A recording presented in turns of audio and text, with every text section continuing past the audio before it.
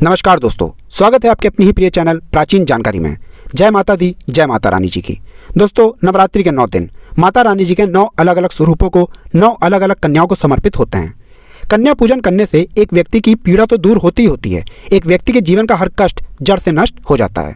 वेद पुराणों में बताया गया है, कन्या पूजन करने से एक व्यक्ति के जीवन की हर प्रकार की गरीबी, परेशानी, कष्ट, दिक्कतों से उसको मुक्ति मिल जाती है। और ज्योतिष शास्त्र में साफ साफ लिखा हुआ है कि अगर कोई भी व्यक्ति कन्या पूजन कराता है और उस व्यक्ति के ऊपर काल सर्प दोष है, राहु की पीड़ा की वजह से वो बहुत परेशान है, किसी व्यक्ति के ऊपर शनि दोष है, किसी व्यक्ति की 7.5 चल रही है, ढैया चल रही है, कैसा ही दोष हो और कैसी ही परेशानी हो, हर प्रकार के दोष और हर प्रकार की परेशानी से उसको मुक्ति मिल जाती है सिर्फ कन्या पूजन कराने भर से। आपकी जानकारी के लिए बता दें, इस बार की नवरात्रि पर माता दुर्गा जी हाथी पर सवार होकर के धरती पर वास करने आ चुकी हैं। और जब भी माता रानी जी हाथी पर सवार होकर के धरती पर वास करने आती हैं, तब धरती पर फूल खिलते हैं, धरती पर वर्षा होती है, हरियाली की उत्पत्ति होती है और ऐसा समय भक्तों के जीवन में खुशहाली लेकर के आता है। इस बार की शारदीय नवरात्रि बहुत ही ज़्यादा शुभ और मंगलकारी मानी जा रही है। इस बार की शारदीय नवरात्रि की शुरुआत 15 अक्टूबर 2023 दिन रविवार से हो चुकी है। इसका जो समापन होगा वो 23 अक्टूबर 2023 दिन सोमवार को होगा। दोस्तों, इस बार 24 अक्टूबर 2023 दिन मंगलवार को दुर्गा विसर्जन होगा। जिन लोगों ने भी माता रानी जी की मूर्ति को अपने घर पर स्थापित किया है, वो 24 अक्टूबर 2023 दिन मंगलवार को माता रानी जी की मूर्ति का विसर्जन कर सकते हैं। दोस्तों, नवरात्रि की अष्टमी और नवमी पर कन्या पूजन का विधान माना गया है। इस बार की जो नवरात्रि की अष्टमी है वो 22 अक्टूबर 2023 दिन रविवार को पड़ रही है और हिंदू पंचांग के अनुसार इस बार की नवरात्रि की जो नवमी है वो 23 अक्टूबर 2023 दिन सोमवार को पड़ रही है। दोस्तों, वेद पुराणों के अनुसार अगर नवरात्रि में आप कन्या पूजन करते हैं तो इससे आपको माता रानी जी अभय प्रदान करती हैं। अगर किसी व्यक्ति की कुंडली में दोष है, किसी व्यक्ति के जीवन में समस्त प्रकार की परेशानियों से वो घिरा हुआ है, किसी व्यक्ति के जीवन में बहुत दुख है, बहुत तकलीफ है और बहुत पीड़ा है, और वह व्यक्ति सिर्फ नवरात्रि में कन्या पूजन कर लेता है, तो इतना ही करने भर से माता रानी जी उस व्यक्ति को अपना आशीर्वाद देती हैं और उस व्यक्ति के जीवन के हर कष्ट को जड़ से नष्ट कर देती हैं। दोस्तों, देखिए, हमारे वेद पुराण में साफ साफ लिखा हुआ है कि अगर कोई भी व्यक्ति शारदीय नवरात्रि के 9 के 9 दिन का व्रत रखता है, माता रानी जी के लिए चौकी लगाता है, माता रानी जी के लिए कलश की स्थापना करता है, तो ऐसे व्यक्ति के लिए स्वर्ग के दरवाजे खुल जाते हैं। दूसरी तरफ अगर कोई व्यक्ति नवरात्रि के दौरान कन्या पूजन करता है तो एक व्यक्ति को माता रानी जी के 9 अलग अलग स्वरूपों का आशीर्वाद मिलता है। और भविष्य पुराण में तो यहाँ तक लिखा हुआ है कि अगर कोई भी व्यक्ति नवरात्रि के दौरान कन्या पूजन करेगा तो उसको 33 कोटि देवी देवताओं के साथ ब्रह्मांड की सर्वशक्तिशाली शक्तियों का आशीर्वाद मिलेगा। उस व्यक्ति के घर पर सदैव देवी देवताओं की कृपा बनी रहेगी। उस व्यक्ति के घर पर माता रानी जी का वो वरदान और वो आशीर्वाद होगा जिसके बाद उस व्यक्ति के घर की बरकत होगी, उस व्यक्ति के घर की उन्नति होगी और उस व्यक्ति के जीवन की हर प्रकार की परेशानी हमेशा के लिए खत्म हो जाएगी। देखिए दोस्तों, नवरात्रि में कन्या पूजन जो होता है वो छोटी छोटी कन्याओं का होता है। छोटी छोटी कन्याओं को भोजन कराया जाता है, उनको भोग लगाया जाता है, बदले में उनका आशीर्वाद माना जाता है और कन्या को प्रसन्न करने के लिए उनको गिफ्ट आदि उपहार वगैरह दिए जाते हैं। शास्त्रों के अनुसार कन्या पूजन में अगर कन्याएं आपसे खुश होकर के आपका उपहार ले लेती हैं तो मान के चलिए इससे माता रानी जी का आपको आशीर्वाद जरूर मिलेगा। अगर आपने किसी भी कन्या को कोई उपहार दिया है और उस कन्या ने खुशी खुशी उस उपहार को स्वीकार कर लिया है तो मान के चलिए माता जगदम्बा जी का आपको आशीर्वाद मिलने जा रहा है। माता रानी जी की कृपा सदैव आप पर बनी रहेगी और आपके जीवन में आपको अपार खुशियां ही खुशियां मिलने वाली हैं। दोस्तों, कन्या पूजन कोई मामूली पूजन नहीं होता है। शास्त्रों में वर्णित है, कन्या पूजन ब्रह्मांड की सबसे बड़ी पूजाओं में से एक पूजा होती है। मान लीजिए आपने 10 बार गंगा स्नान करा है, आपको जितना पुण्य गंगा स्नान करने से मिलेगा, आपने 1000 गौदान किया है, जितना पुण्य आपको गौदान करने से मिलेगा उतना पुण्य सिर्फ एक बार आपको कन्या पूजन कराने से मिल जाता है। दोस्तों, अगर आप कन्या पूजन कराने जा रहे हैं तो आपको इस बात का विशेष करके ध्यान रखना होगा कि कन्या पूजन जब भी कराते हैं आप तो कन्याओं के रूप में माता रानी जी आपके घर पर वास करने आती हैं। इसीलिए कुछ ऐसे नियमों का आपको पालन करना है जिसके बारे में वेद पुराणों में लिखा हुआ है और जिसकी जानकारी आपको हम इस वीडियो में देने जा रही हैं।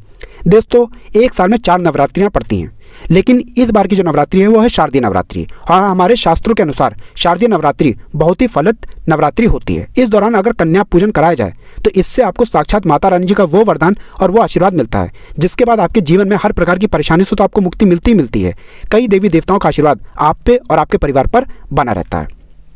इसीलिए जिन नियमों के बारे में आपको हम इस वीडियो में बताने आ रहे हैं उन नियमों को बहुत ध्यान से सुनिएगा, ताकि जो कन्या आप पूजन कराएं उस पूजन को कराने के बाद साक्षात आपको माता रानी जी का वरदान और आशीर्वाद मिले। और अगर अभी तक आपने कमेंट बॉक्स में अपनी राशि नहीं डाली है तो अपनी राशि कमेंट बॉक्स में जाकर के डाल दीजिए, ताकि आपकी राशि के अनुसार कोई भी ऐसा उपाय होगा जो इस शारदीय नवरात्रि के दौरान या कन्या पूजन के दौरान आप करके कोई भी लाभ पा सकते हैं, वो आके हम आपके कमेंट के रिप्लाई में बता देंगे। आप अगर अपनी राशि के अनुसार कोई भी ऐसा उपाय करेंगे जिससे आपको माता रानी जी का आशीर्वाद मिल सकता है, तो मान के चलिए दोस्तों आपको 100 गुना लाभ मिलेगा। इसीलिए अपनी कमेंट बॉक्स में राशि डाल दीजिए। और अगर आप माता रानी जी के सच्चे भक्त हैं, इस वीडियो को लाइक करना मत भूलिएगा और कमेंट बॉक्स में जय माता दी तुरंत लिख दीजिए। तो कन्या पूजन के नियम क्या हैं, तो बहुत ध्यान से सुनिए। अगर आप कन्याओं का पूजन कराने आ रहे हैं तो सबसे पहले जब भी आपके घर पर कन्याएं आएंगी तो आपको इस बात का ध्यान रखना है, कन्याओं के पाँव को अच्छी तरीके से दूध और पानी से आपको धोना है। छोटी छोटी कन्याएं जो होती हैं उनका दूध और पानी से अगर पाँव धोया जाए तो माना जाता है कि माता वैष्णो जी इससे बहुत जल्दी प्रसन्न हो जाती हैं। माता रानी जी इससे आपको अपना आशीर्वाद जरूर देती हैं। कन्याओं को आप जहाँ पर भी बिठाने जा रहे हैं इस बात का विशेष करके ध्यान रखिएगा, वहाँ पर पहले गंगा जल का छिड़काव कर दीजिएगा। अच्छा सा कपड़ा बिछा करके कन्याओं को वहाँ पर बिठाइएगा।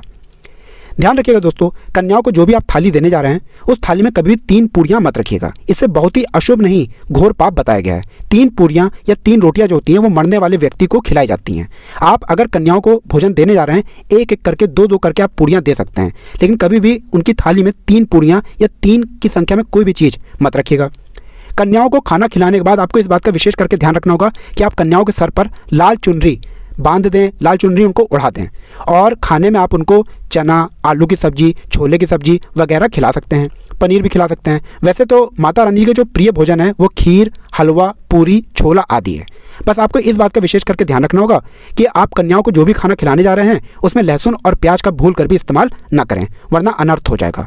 देखिए बहुत से लोग गलती क्या कर बैठते हैं कि वो कन्या पूजन रखते हैं, कन्या पूजन में अच्छी तरीके से कन्याओं की पूजा भी करते हैं, लेकिन वो डब्बा बंद दही, डब्बा बंद चिप्स वगैरह ये सब कन्याओं को खिलाने लगते हैं। देखिए ऐसी जो चीज़ें होती हैं इनमें केमिकलों का इस्तेमाल किया जाता है, ऐसी चीज़ों में लहसुन प्याज का इस्तेमाल किया जाता है। और अगर आप कन्याओं को जिनके स्वरूप में माता रानी जी आपके घर पर वास करने आई हैं लहसुन प्याज खिला रहे हैं तो अनर्थ हो जाएगा। तो कृपया करके आप कन्याओं को डब्बा बंद कोई भी चीज़ ना खिलाएं।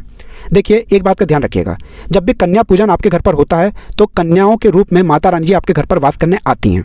और जब भी माता रानी जी आपके घर पर वास करने आती हैं और उनको आप अपने हाथों से बना हुआ कुछ भी खिलाएंगे तो माता रानी जी आपके भेंट को जरूर स्वीकार करेंगी और आपको आशीर्वाद जरूर देंगी। तो इस बात का विशेष करके ध्यान रखिएगा कि जो भी आप कन्याओं को बना करके खिलाने जा रहे हैं उसमें लहसुन और प्याज का भूल कर भी आप इस्तेमाल ना करें।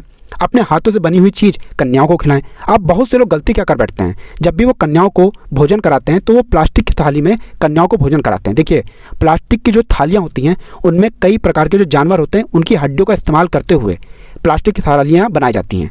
तो कभी भी कन्याओं को प्लास्टिक की थाली में भोजन मत कराइएगा। कन्या पूजन के वक्त प्लास्टिक की चीज़ों का इस्तेमाल मत कीजिएगा। कन्या पूजन करते वक्त आप लोग चाहें तो पेड़ के पत्तों वाले जो थाल होते हैं उनका इस्तेमाल कर सकते हैं। ये बहुत ज़्यादा शुभ बताया गया हमारे वेद पुराणों में। और आपको इस बात का विशेष करके ध्यान रखना है, जब भी आप कन्या पूजन करा रहे हैं कन्या जहाँ भी बैठ रही हैं वहाँ पर बिल्कुल साफ सफाई होनी चाहिए। अब आपको जो हम बताने आ रहे हैं थोड़ा ध्यान से सुनिएगा।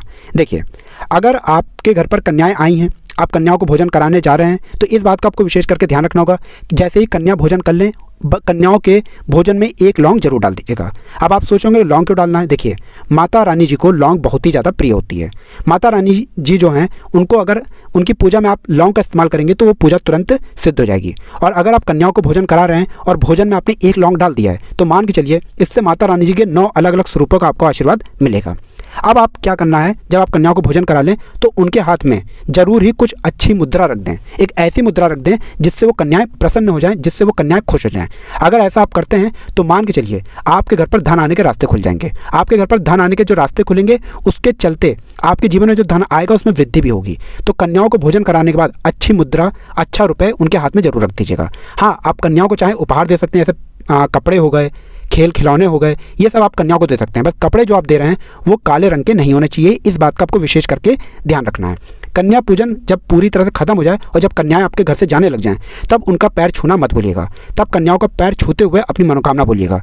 माना जाता है कि कन्या पूजन कराते वक्त जब आपने भोजन करा दिया है, उसके बाद आप कन्याओं का पाँव छू रहे हैं, तो इससे माता रानी जी के 9 अलग अलग स्वरूपों का आपको आशीर्वाद मिलता है और आपकी मनोकामना पूरी हो सकती है। तो ये कुछ ऐसी जानकारियाँ थी, ये कुछ ऐसे नियम थे जिनका अगर आप पालन करेंगे तो आपको माता रानी जी का आशीर्वाद जरूर मिलेगा। इसीलिए इस वीडियो को आप समाप्त करते हैं। आपसे निवेदन था, वीडियो लाइक करना मत भूलिएगा। जय माता दी, जय माता रानी।